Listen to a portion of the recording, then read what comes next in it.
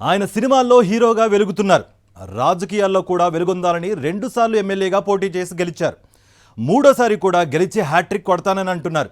కానీ ఆయన గెలిపించిన నియోజకవర్గానికి 10 ఏళ్లలో చేసిందేమీ లేదని అక్కడ ప్రజలు నిర్మోహమాటంగా చెప్తున్నారు. నిరంతరం సినిమాలతో బిజీగా గడిపే ఆ హీరోను గెలిపించి పొరపాటు చేశామని, ఈసారి అలాంటి తప్పు చేయబోమని స్పష్టం చేస్తున్నారు.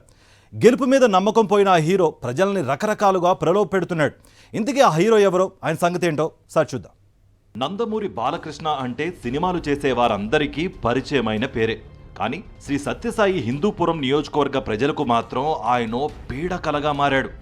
ఒకప్పుడు ఆయన తండ్రి ఎన్టీ రామారావు, ఆయన సోదరుడు హరికృష్ణను హిందూపురం ప్రజలు ఆదరించి ఎమ్మెల్యేగా గెలిపించి అసెంబ్లీకి పంపించారు. వాళ్ల బాటలో ప్రజాసేవ చేస్తాడని ఆశించి గత 2 సార్లుగా హిందూపురం ప్రజలు బాలకృష్ణను గెలిపించారు.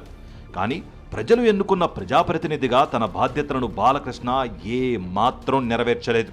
తన వ్యక్తిగత కార్యదర్శులను హిందూపురంలో పెట్టి ప్రజలను తమ సమస్యలను వారితో చెప్పుకోమనేవారు.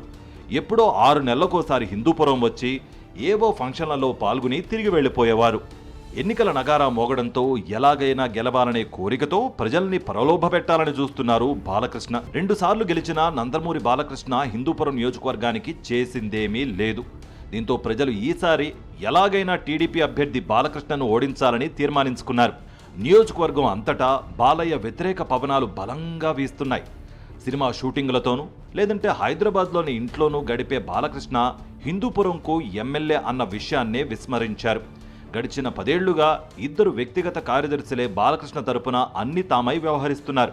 టీడీపీ ఎమ్మెల్యే తీరుతో తీవ్రంగా విసిగిపోయిన హిందూపురం ప్రజలు ఇక చాలు బాలయ్య, ఇక నుంచి హైదరాబాద్లోనే ఉండు, హిందూపురం రావద్దు అని చెప్తున్నారు. ఎన్టీఆర్ గెలిచినా ఓడినా, అధికారంలో ఉన్నా లేకపోయినా హిందూపురం ప్రజల కష్ట సుఖాలు తెలుసుకునేవారు. ఈ పని ఆయన వారసుడు బాలకృష్ణ ఎందుకు చేయడం లేదని ఇక్కడి జనం సూటిగా ప్రశ్నిస్తున్నారు. హిందూపురం ప్రజలు తనను తీవ్రంగా వ్యతిరేకిస్తున్నారని, మూడోసారి గెలిచే ఛాన్స్ లేదని అర్థం చేసుకున్న బాలకృష్ణ వారిని ఆకట్టుకునేందుకు ఇంటింటికి చీరలు పంపిణీ చేసే కార్యక్రమం ప్రారంభించారు. అలాగే బాలకృష్ణ ఫోటోలతో క్యాలెండర్లను టీడీపీ నేతలు పంచుతున్నారు.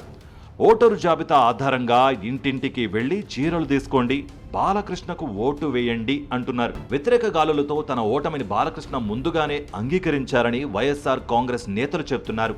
ఈసారి బాలకృష్ణ ప్రత్యర్థిగా వైఎస్ఆర్సీపీ తరపున బీసీ మహిళ కురుబ దీపికను బరిలోకి దించారు.